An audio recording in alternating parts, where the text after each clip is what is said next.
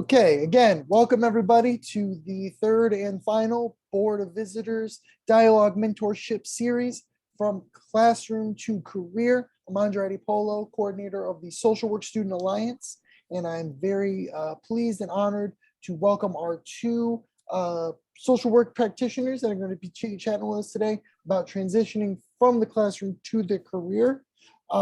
We have Mr. Brandon Ivory, MSW.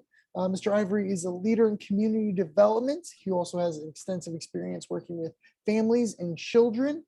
His primary work is in implementing and evaluating programs to improve the quality of life for Metro Detroit residents. He has, since 2004, worked in economic development and community and economic development, providing financial and technical assistance for those seeking affordable housing.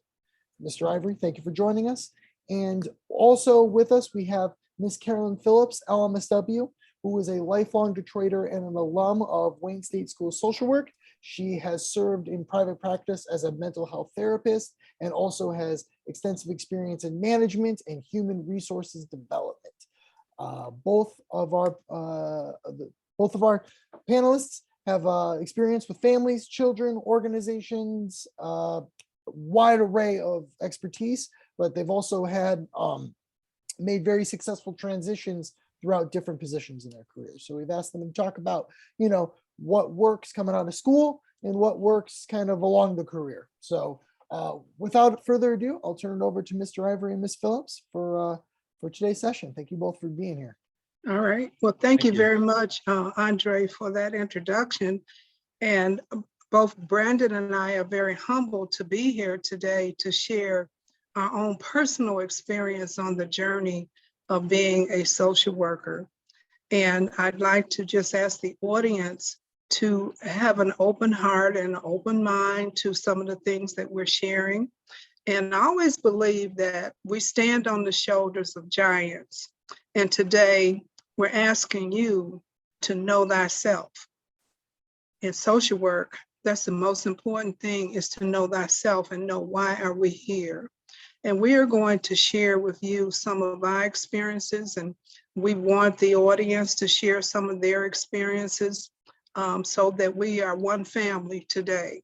Social work family is one of the greatest families that I could belong to because it's so wide and it's international, it's global, it's God-given.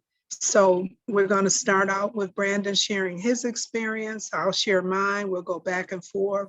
If you want to add some questions in the chat or you want to jump in, we welcome your input and we appreciate your input. So humbly, I will turn the mic over to Brandon Ivory.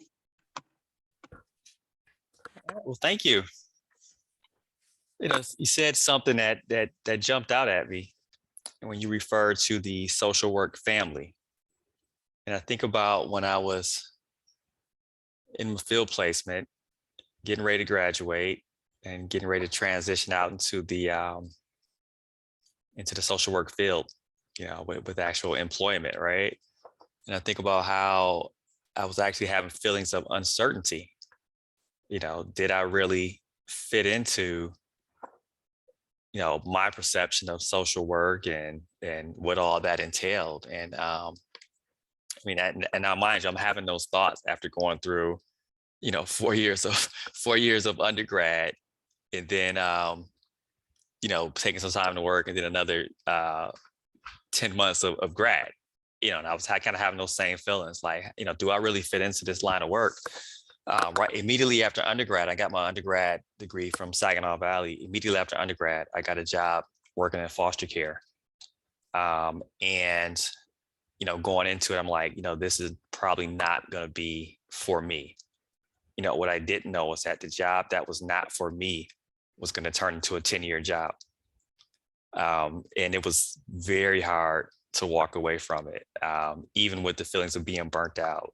I tell you, I got there, I started working in the field, and the thing that jumped out at me immediately, as soon as I got there and started meeting different clients, different families, was that majority of people I was working with, the kids looked like me. It was predominantly African-American children. The family structures in a lot of the cases were very similar. It was single family, single parent homes. A lot of it was, there was a single mother who, had a child or maybe more than one child in the system.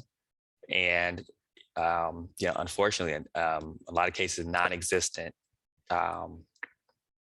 father figure, and so for me, that was like, okay, that's a challenge. I'm like, how do we, one, help support the family that's in place now? But then two, we also had to work and say, okay, how do we get the fathers to become involved? And there was some hesitancy oftentimes to do that. But, we put in the effort, reached out to them, explained the importance. And a lot of times they would actually come on board. Which is kind of what one of the things that I hoped for. But, like I said, there was uncertainty going in until I actually got in there and saw where I could actually bring some value to the profession, some value to the field. I was the only African-American male foster care worker at the agency I was at. And I'm like, okay, wow, wasn't surprising.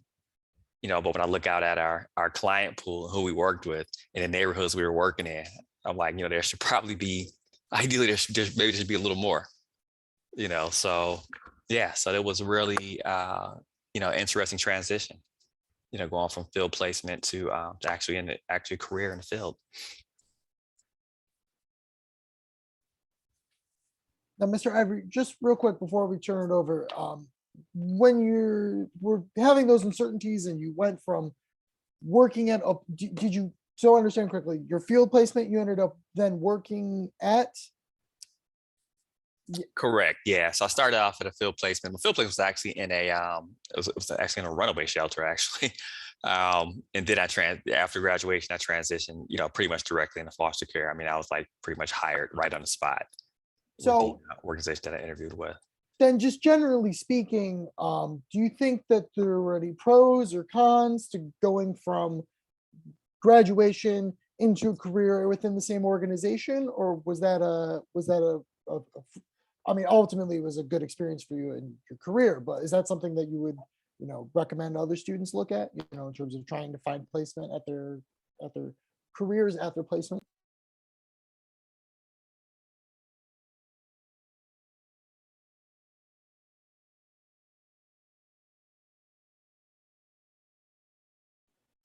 Yeah, I think we might have just lost Mr. Ivory. Might be, You may have, he'll come back. You can save the question. Sure. And I guess I'll just say, to answer my own question, yes, I recommend it. I was hired from my field agency for a period of time before I was at the School of Social Work. And I found that it was challenging in the sense that you then have to let the reins loose a little bit, going from being an intern, and you have all of this protection of being a student, and now you're doing the same job but more and with less supervision, oversight. But I felt a lot more comfortable not having to get orientated to a whole new organization. I can save the question. Ms. Phillips, would you like to answer the question while we're still waiting here? Well, what I was going to say was, I don't know if Brandon's back, but what I think is— apologies, I'm back. That's You're okay. good, sir. Well, I'll let you answer the question and then I'll jump in, Brandon. Yeah, Andre, I'm sorry. Can you go and throw the question back out for me, please? I'm sorry. Yeah. The power just went out. So. We really appreciate you making it through there, sir. The question was just simply, would you recommend students try and find employment at their field placement if available? Were there any pros or cons to that in your initial experience? I would say if you're in your field placement and you really like your field placement and you enjoy what you're doing, I would say it's probably a good thing to actually maybe seek out employment in the field placement, and if not exactly at the field placement, but in an organization that's similar, provides similar type services. I would definitely recommend that. Now, if you're in your field placement, you say this field placement is not for you, then I would not seek, employment there. Mm-hmm. Well, what I was going to say was our 2 sessions with Alice Thompson and Shirley Gray and Kitty Yarbrough and Lori Edelson. Those 2 sessions really prepared, you can put that in your tool bag, I'll say that. If you go and look at those recordings or listen to those recordings and keep those recordings, then you will have an idea in terms of how to prepare yourself from the classroom to your career. For me, I never thought that I would be a social worker. I'll start there. My experience was to be a social studies teacher. And on my journey, I decided that I needed to hurry up and get out of school. And it was because of the family situation that I was in, and I was receiving public assistance and feeling very shame about this. So I needed to make some decisions. So instead of me getting my degree in education, I took a course in social work. And I just did it because I'm like, okay, I can get a sociology degree. To my surprise, Dean Vroom, Phillips Vroom, she was Phyllis Bagley, was my instructor. And we had a field placement, and they just had started the BSW program. So I was not looking to be in the BSW program. I just wanted to get out of school. But we had a field placement, and my field placement was at Herman Kiefer in the Lead Poisoning Center. And Phyllis took a liking to me, and I took a liking to her. And she said, Carolyn, you would make an excellent social worker. I still wasn't thinking that I wanted to be a social worker. I wanted to get my sociology degree, get out and find me a job, okay? And as I graduated from school, I couldn't find a job with just a sociology degree. So she recommended that I would go and see Bill Iverson, who was the admissions director, and I got in. I didn't have any money. I didn't know what I was going to do. But I was also encouraged by my sister-in-law, who worked in foster care. At that time, it was Wayne County, and she was going back to school. And I said, well, I guess I'll try it. Well, I was admitted into the School of Social Work, and my first field placement was Detroit Public Schools. I said, I will never work for Detroit Public Schools. You know, they had all kinds of transitions, and I just wasn't happy about it. But I had an excellent field instructor. She taught me so much, and she taught me how to be a clinician. And we had social work practice back in those days at Wayne State University. And I took up group work and community org and administration. I took everything I could take. So the next year I had a field placement at Homes for Black Children. And I was just learning and developing my Blackness, okay? And I was actively involved in the Association of Black Social Workers. So it was a natural fit for me. I enjoyed it, and they enjoyed me. And I was offered a position to become a social worker in the adoption unit. Immediately, when I was hired, I called my worker and said, I no longer need your assistance. However, me being on assistance, my purpose in being a social worker was to make sure nobody ever went through what I went through. You know, in terms of getting grants and people not being kind and humble and helping me through situations. So I said, I can do this. So I worked in Homes for Black Children, and I enjoyed that journey. It paid, it wasn't paying a lot, but it was more than I had. I had the experience. My field instructor was Shirley Burnett, and she became Shirley McLean. She taught me so much in terms of the policies and procedures, and my role was to go out and find Black families for children. So we had a national network, you know, not just local. I could go all over the country and try to find families. She taught me how to do presentations, sent me to, I never will forget it, to Orlando, Florida for the NAACP to speak about adopting children. She brought me in her home and she told me, this is what you say, this is what you do. She gave me the script. The good part about it was I could take my kids to Orlando. I drove there, not fly, but drove. So it was a balance. It was a family affair. After that, I had an opportunity to go to San Francisco. My first experience there, not first, but a grand experience, I met Dean Chastain, who was the dean. He wasn't the dean of social work at that time, but he was an advocate for Black males. So we did a presentation. So here I am, maybe 1 year on my job, and I'm meeting all these people, learning how to network, learning how to speak. So yes, your field placement can be the birth of your life. And I was taught then and there to always give back, reach back, share with other people your experience. So throughout my career, I've learned how to network. I've learned how to collaborate. I've learned how to be an advocate. And I think that social work is one of the greatest professions that one could have outside of education. And I remember Ms. Thompson saying that the people in social work and education should be paid more. But one of the things I learned was that the value that I had for myself and for my profession, I knew that I would be able to have a comfortable living. So what I did throughout my career was always found opportunities that I could be creative. So I started my own business. After I left Homes for Black Children, I was adventurous. I took a course in real estate. I got a license. I took a course in taxes, because I said, if I'm gonna have a business, I need to learn these things. I didn't start a business right away, but I had those tools. So after that, I moved on to a Methodist Children's Village.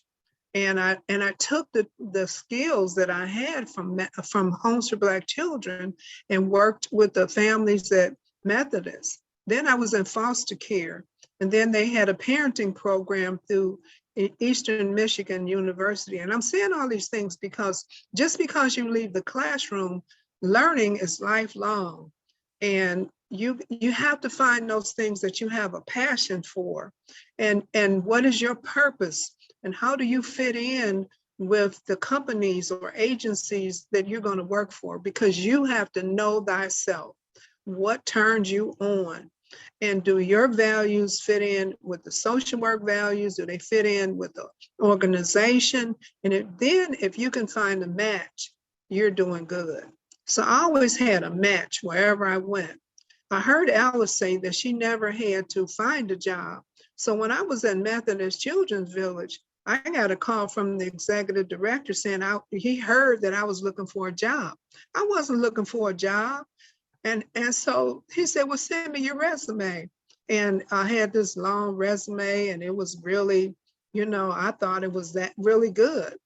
And I got an interview and I got the job over at Diversified Youth Services. So then I got more experience because I could work in their outpatient program. I could work with kids. I just had a grand time there.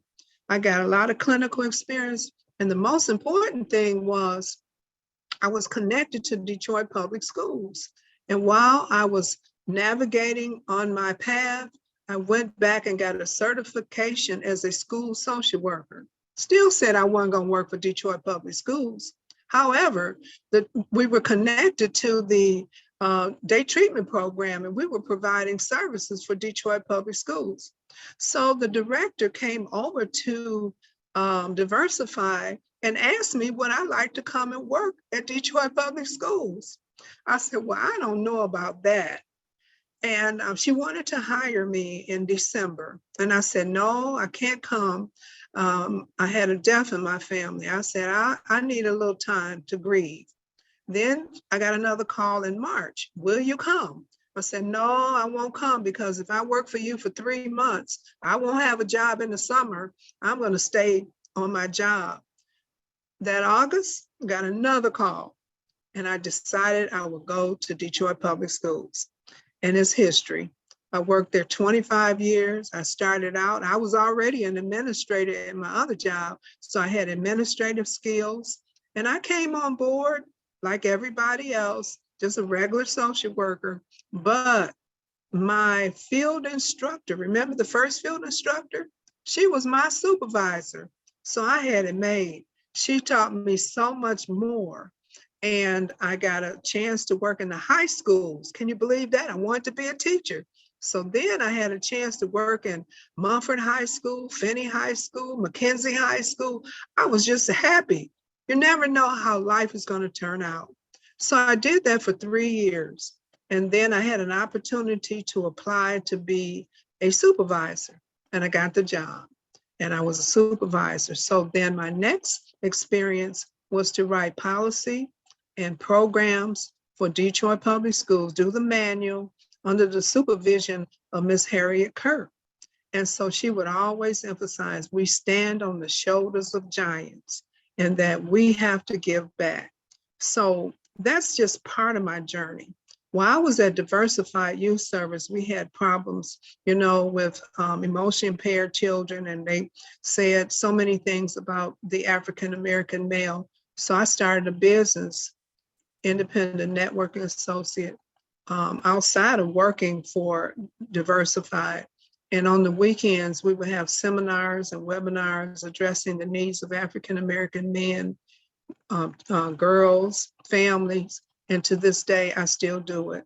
I've just got a certification in financial social work, which is very important in terms of helping people with managing their money. I'm still learning how to manage my own. But the field of social work is so vast. And it also gave me an opportunity in the spiritual community, the faith-based community, to give back. And so in my church, we have an organization, the Queens Community Workers, and I was very active and still active in terms of finding scholarships and doing things like that. And I won't go into detail, but my spiritual family is very important to me, my social work family, my biological family. And I know that today we are so involved with social media that I've created all kinds of groups on social media, on Facebook, to stay connected. So I'm going to go back to Brandon. And if you got any questions along the way about how I did it and how I'm continuing to do it. Now, I'm retired from Detroit Public Schools and in my business, and just being who I am, people call me all the time, Carolyn, can you find this resource? Can you do this? Can you do that? And I enjoy doing that. That's my passion of giving back to the community. Recently, I became a part of the board of visitors. I never knew that I would be here today sharing my experience as a social worker. I remember on the first call that we had, one of the persons, Barbara Nelson, said, tell the people about having integrity. It's so important that you are honest, that you are authentic on your job. It's so important that you have high standards and values and that you care. But the most important thing I want to say is that protection is important. And what are you just saying, Carolyn, what does that mean? I'm talking about self-care. Most of us give so much of ourselves that we don't take care of ourselves.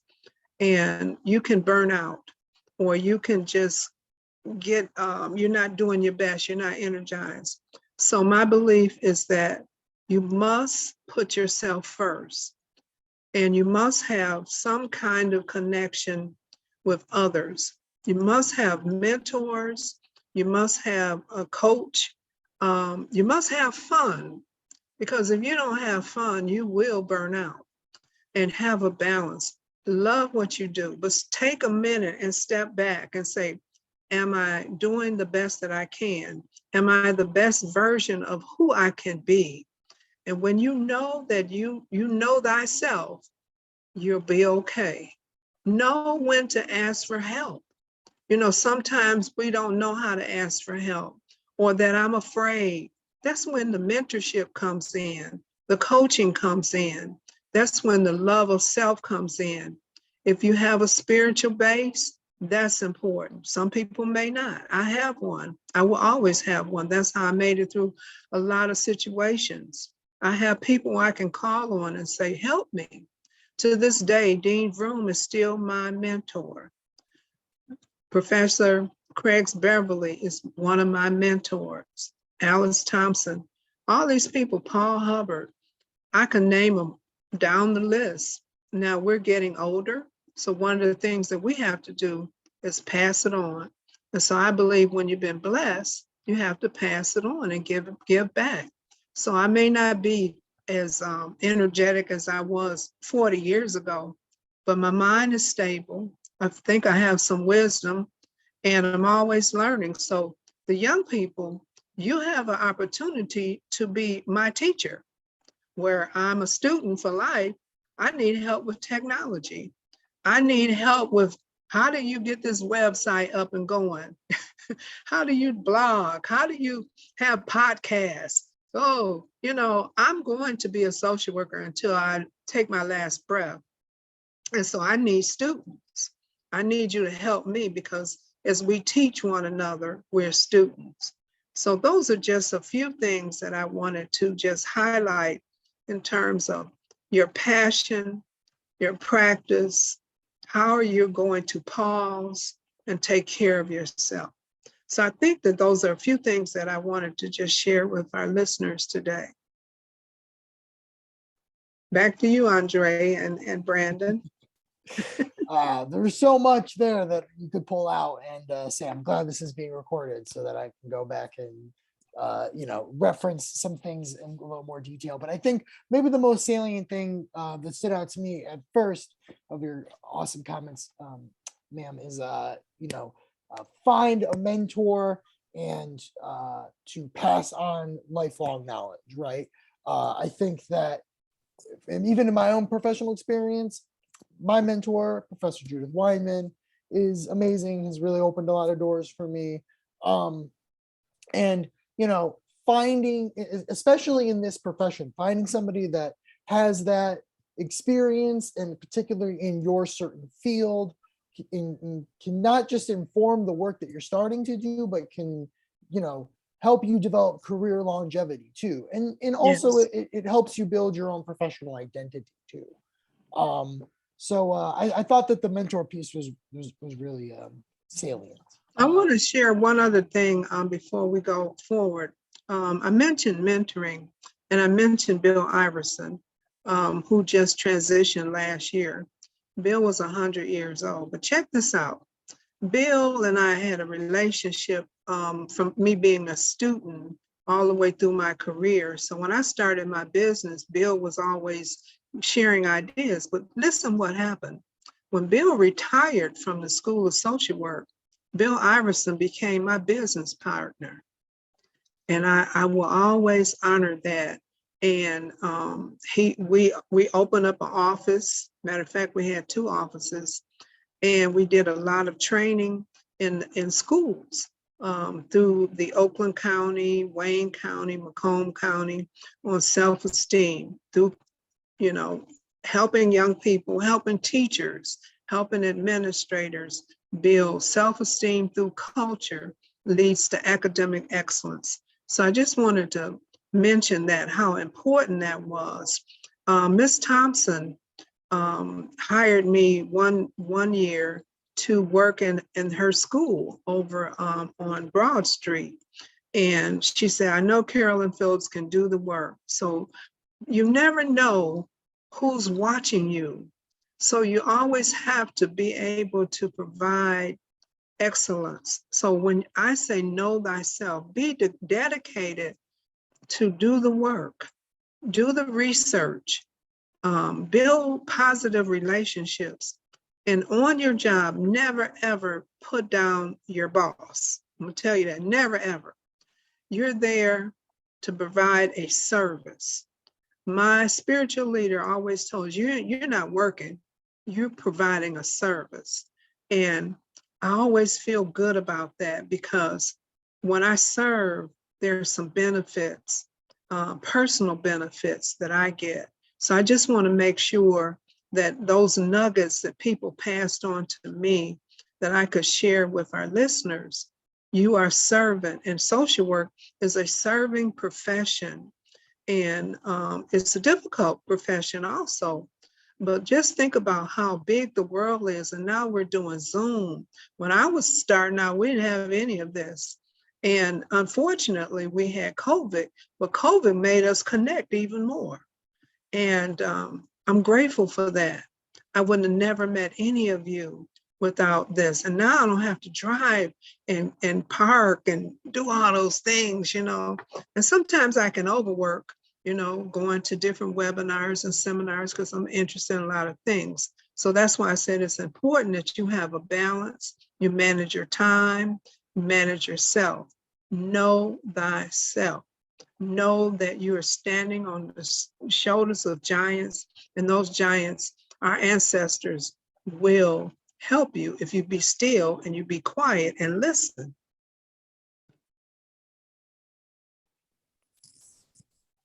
Extremely well said. Extremely well said. Protect your energy, protect yourself in terms of your time, and taking time to care for oneself. I think is something that we talk a lot about in social work, but you can always, you know, practice more of. Mr. Ivory, any reflections on the current topic or any general observations? You're on mute, sir. All right, I'm unmuted now. No, I mean, Miss Phillips touched on some very good points, and it actually brought back some memories for me. And you know, she touched on mentorship. You know, and I think about it. And I tell people all the time. I mean, I think I was truly blessed in this field because I've had the opportunity to learn and work, and I say under some of the greats in this field. I mean, I've had the honor and the privilege to work under, you know, the leadership of, like, you know, Virgil Carr and Geneva Williams and just Anika Goss Foster. I mean, just the people that are doing a lot. And, you know, working under that leadership, you know, when I was in social work, helped prepare me for my transition into community development. You know, and I made the transition, and some of the feedback I got was, oh, okay, that's a good one. I also got feedback of, well, how can a social worker go into community development and make an impact? You know, because, you know, I entered into the field, and, you know, it was primarily, you know, former bankers and urban planners and, you know, people with architect backgrounds, and people often ask me, what does that have to do with, you know, what housing development? So the job I do now, I provide financing for the development of affordable housing, right, in the city of Detroit. So people always ask, how does social work tie into a field like that? Like, how can you do social work and then come into this field and make an impact? And, you know, I was listening to the skeptics at first, saying, I don't know if I can do this, you know, and I got my foot in the door, starting off by doing organizational development type work. So that was a pretty simple transition at the time.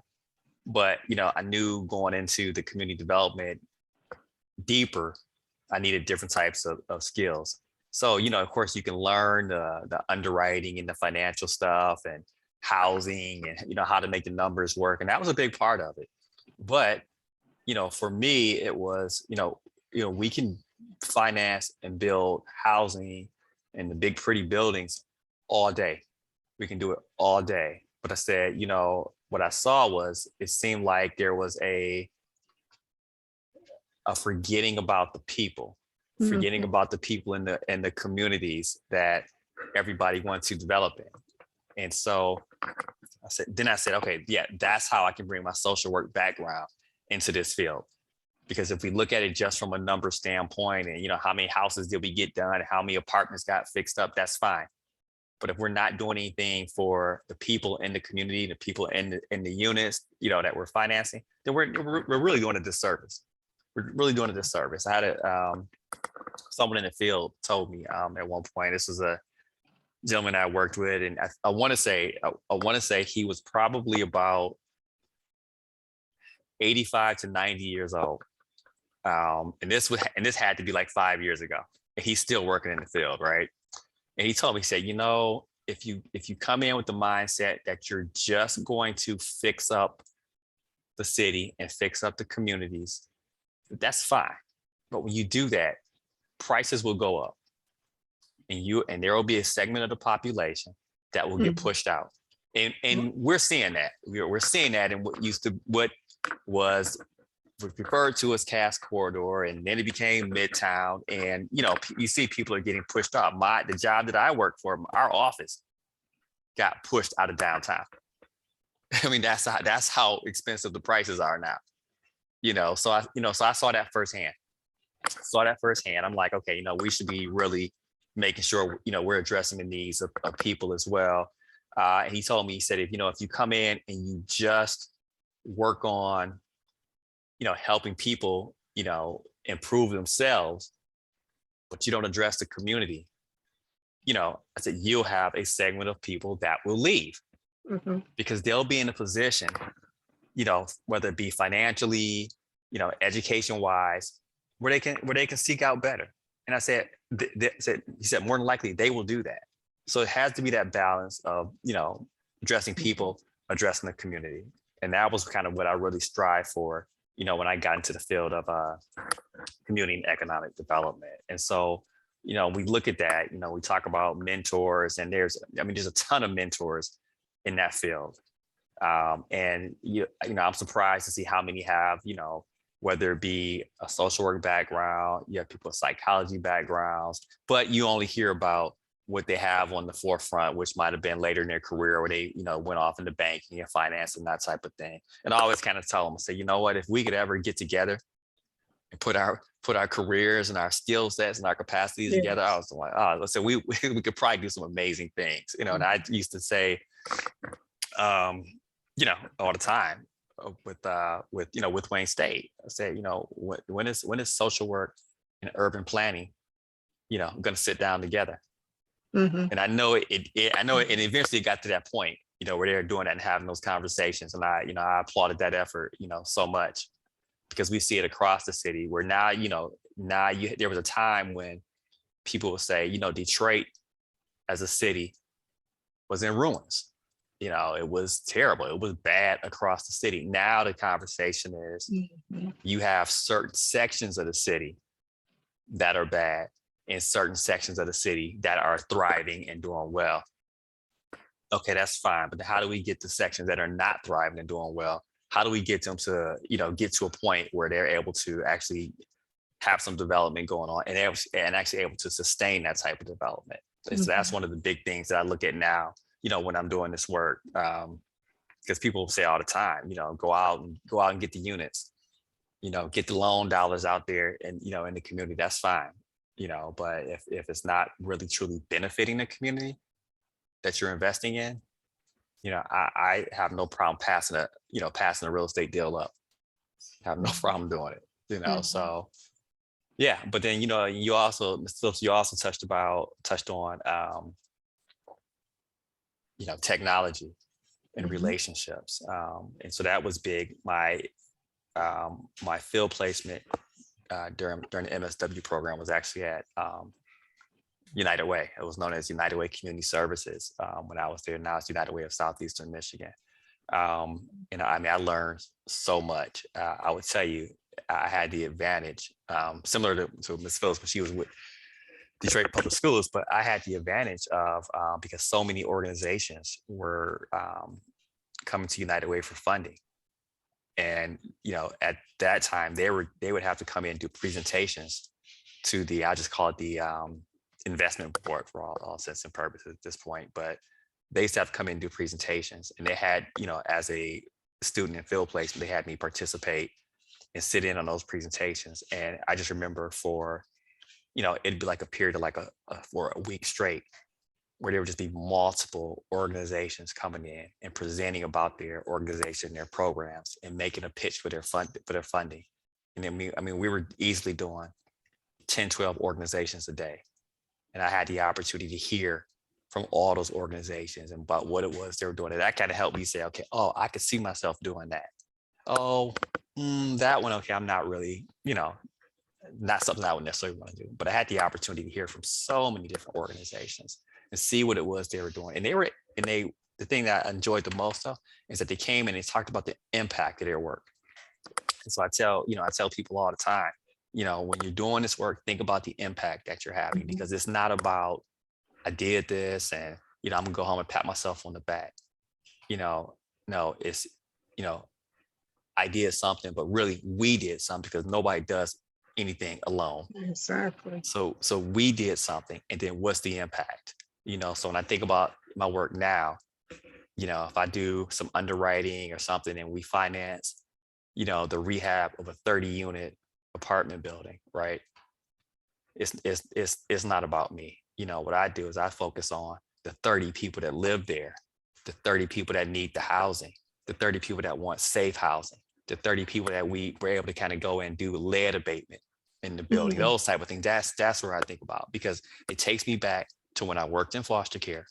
And for majority of the cases that I worked on, there was always a housing issue. Always a housing issue, whether the housing had, whether it wasn't of quality, it was too small for the family. There was a lot of the issues always went back to housing, which led to lots of other different type issues. And so when I when I look at housing deals now, I look at it serious, with a serious eye, because I have to understand that it's not just, in most cases, because the work we do is for financing affordable housing. 9 times out of 10, it is a family. It is not an individual, it is a family. And oftentimes it is a family with small children. And so I tell people all the time, we have to take this work very seriously. Well, Brandon, I think that you opened up my mind about something. That's why I didn't stay in real estate, because I thought it was a cutthroat business. And my broker told me, he said, you cannot be a social worker and be in real estate, because I wanted to get houses for people. So I couldn't do it. I kept a license, but I just couldn't do it. So I said, well, let me go get back to the social work job. But I wanted to mention also about the mentorship. It's a two-way street. In the 90s, at the Association of Black Social Workers at the national level, they started a Sankofa program. And they told us, to get some mentees. So I had like 7 mentees. And the beautiful part about that was these women have elevated in the profession of social work. One of them left, 2 of them left and went into the educational field. And one became a principal. Another one is a writer. She's still working at Martin Luther King High School. The other one moved to Georgia. But the other thing in terms of being a mentor, mentee, 2 of them became my tutors, my computer tutors, Sharonda Denise and Yvette Carter. And when I was working, I had a secretary, so I wasn't really concerned about learning how to use a computer. I had a secretary. And so our director said, okay, we're going to computerize social work. And I'm like, I still can't get it. So my tutors taught me how to use a computer, how to turn it on, how you turn it off. They were telling me how to do attachments, giving me notes. But actually, I didn't tackle the computer until I retired. Can you believe that? And I started looking at my notes. I said, oh, that's what they're talking about. And so everybody's surprised that I can do a few things. Okay, I'm still not really, really, really good, but I'm learning. And a lot of my friends from out of town say, I remember when you didn't know anything. So that's why I said, leaving your classroom into your career, you never leave the classroom. You will always be learning if you choose to. Now, it's a choice. But me, it's exciting. It's so exciting. And Brandon, I'm so grateful that you shared the story about the real estate business, because we're into the people business. And I have this quote that says, social workers recognize the bigger picture affecting people's lives and work for more equal and just society where human rights are respected and protected. And so we are about building relationships, building people, and that's our purpose. to inspire, to encourage, and everybody can have the best version of their lives. We were given a life here, whether you have a disability, whether you go through crises. Our role as social workers is to serve, to help, and do it with excellence and be dedicated. So I just cherish my profession, and I cherish this opportunity to just share where we are. And I think that if all the other careers could connect, we would have a wonderful world to live in. You know, when we talk about lawyers and doctors and everything connects, but we're the connectors. Social workers are the connectors. You know, we are the change agents.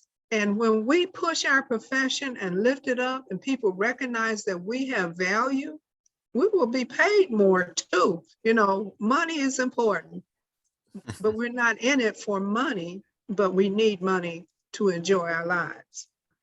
And so those are just a few thoughts. I'd like to just hear from our, our participants, if they have any questions, any thoughts, anything we left out, anything you feel you need. I would like to say that if you want to talk to me afterwards, my number is 313-567-0211. I'm Carolyn _Phillips 2010 at Comcast.net. I do not work on Fridays. Okay, I always tell people that that's my me day. I don't work on Fridays. I don't work in the evening, but I will work in the evening if I need to. You can call me and then leave a message. I will get back to you. Not on Friday though.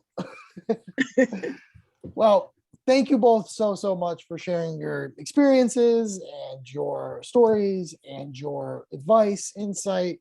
I think there's been a lot of really good, very insightful anecdotes. Hearing some of your transitions, both out of the classroom and through your career, I think will really highlight for students, or hopefully has highlighted for students today, what to expect, decisions that can be made, and also just to have a positive outlook that this is the career for you.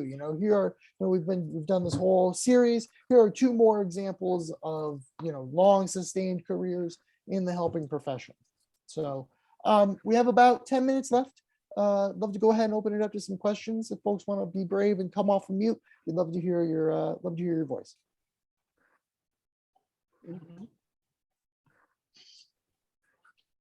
I have a curiosity, wondering how, when you were talking about mentorship, did your mentors kind of happen in your workplaces mostly? I'm wondering if mentorship happened kind of organically as a relationship developed, or did you choose and ask for mentorship?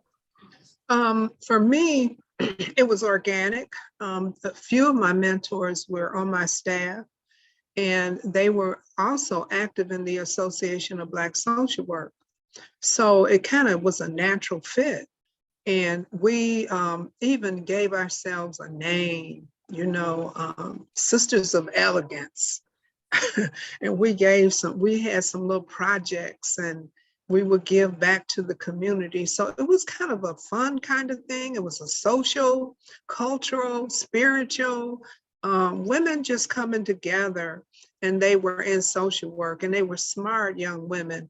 I think I was like maybe the mother type, because 2 of them are still, I consider like my daughters, really. I told them, I said, well, I don't have any sons, so I'm just going to adopt you. So I'm very close to 2 of my mentees. I'm close to the other ones, but these 2, they call and they look after me. One of them is really into stocks. So she's helping me learn the stock market. I'm like, I don't know, what kind of stock should I buy? And she's very bright. The other mentee that I'm close to, she's getting ready to retire from the Detroit Public Schools. Now, she said she don't want to have nothing else to do with social work. So now she's doing a Zumba, dancing. And the other one is a writer. Sharonda Denise is a writer. She's done some nonfiction books and she's got subscriptions and she's just all over the place. The other one that's in Georgia, she's like a leadership person in education. And Angie, she's an educator. So it's just a wonderful experience. And to see them have children, some of them have children. I watched them grow up. So we become a family. We became friends. And like Dean Froome, she lives around the corner from me and I run into her in the grocery store and we'll chit chat and I can pick up the phone and say, how you doing? I had a birthday and we did a Zoom birthday party. And so it goes on. It's just not social work, it's family. Remember when I said social work family? The social work family is a part of my spiritual family. They know me. And Dean Froome said to me on my birthday, she said, Carolyn, you're a unique individual. I haven't figured out what that meant, but it doesn't matter. I'm unique. I hope I answered your question, Amy. It's just, you know, it's just a natural thing. I say, I'm just a giving person. And I think that one of the things we have to learn as social workers to have discernment. Your gut will tell you if something is right or wrong, you know, but you have to be able to be quiet long enough and meditate long enough to be able to pick up on things that are for you and not for you. And that's where mentoring comes in and support and your value system comes in. Some things are just not for me and I know it and I don't get into it. And Miss Thompson was saying, do you know your weakness? And she said her weakness was not being able to say no. I know how to say no. I will not do things that's against my spirit. I don't care what it is. I'm not going to entertain negative thinking and drama on the job, in the community, in this world. I can't deal with a lot of unnecessary stress. So right now I'm taking a course in mindfulness. And this will be my 5th time taking this course. And I decided that that's going to be a part of me so that I can sustain myself for the rest of my life. Great, thanks. Okay, Yeah, you're welcome. I would say mine was organic as well. I mean, I wasn't seeking out, you know, a mentor or anything like that. I actually got introduced to my mentor just through the course of work, day-to-day work. And I did not know this person was going to become a mentor to me. You know, I met him, we talked a couple times and, we were talking pretty regularly, early on, just about, career and, development, kind of work with, the kind of work that I was doing, the kind of work I wanted to do, which was similar to what he was doing at the time. And he's actually just been, continuing to climb and move up. So I've always kind of looked at him as a mentor, like, okay, this guy's he's really doing some things. It's funny because he's actually employed. He's actually part-time in the School of Education now as well, amongst the other 1,001 things that he's doing. But with that being said, I mean, it's, for me, I have a fair number of people that I consider to be a mentor. Because what I learned was that if somebody's out there doing what I want to do or something that I have an interest in, I'm gonna make sure I meet that person. Great. I'll make sure I meet that person. I'll make sure I talk to that person. One of the things that I did, it was so funny that I did this. Let me say this, I'm not cheap. Well, some people will say that I'm cheap. But I swear I'm not cheap. But one of the things I did, I had went out, this was early in my career. I went out and got applied for a credit card. Not a big limit credit card. But what I realized, I said, okay. I said, if I want to talk to some of these folks, and at the time, I was working downtown. I said, I'm gonna have to take some of these folks to lunch because I can't really get them during the day when I'm working. I said, but if I can call them up and say, hey, let's meet for lunch, hoping that they'll want something to eat and say yes. And majority of them said yes. And I said, okay, I better have some money with me because Mhm. if I'm doing the invitation, I need to be ready to pay. So yeah, so I did that, and I'm taking folks to lunch. We're having lunch, and so that's really kind of how I got and how I met a lot of the mentors, and kind of and still keep in contact with them to this day. Kept Mhm. them on board. They shared a lot of their expertise and career, and kind of how they got there. So it was very, very helpful. And I when I'm talking to people that are just entering the field, I always kind of say, what, if you can get somebody outside of their work environment for a minute, take advantage of that. Take advantage, because a lot of people do want to share what it is they know and share their expertise. And sometimes you may not have to go to lunch. You may be able to get a quick phone call in, and they may not be your mentor. But the most important thing is to get some thank you cards, not texting, thank you cards. People still like to receive nice cards in the mail, and just say thank you for your time. And maybe you'll send them a card during various holidays. People don't do that anymore. We've gotten so technical, but everybody might not be your mentor, but they can be a resource. And once you recognize the difference, it's still important that you have a relationship with the resources. I don't know everybody that send me these requests, but I'll do it. If like I'll use Andre. Carolyn, can you get the word out? Yeah, I'll get the word out. A few weeks ago, one of my social work buddies said, would I find somebody for a job over at the school? I'm like, who should they send their resume to? Well, Carolyn, you know how to do this. Okay, now I got to take my time and figure out how we're going to do it. And we work together. But I enjoy doing it, and I feel like giving back. But if I don't have time, I'll just say, well, I can't take that project on. And people respect you when you know how to say no, and that you're authentic and you have your true self. Know thyself. Know what you can do, know what you can't do, and go within. Spend time within and do the mirror work. Look at yourself and look at the culture around you, look at the people around you, and how can you best encourage others, and how can you best serve others. We are servants and change agents. And that's it for me for today. Thanks. Awesome. I think, to kind of summarize, protect your time, put yourself out there in terms of finding what your mission is, the kind of work you want to do, assess where your field placement's working for you or not once you do leave, as an intern. Always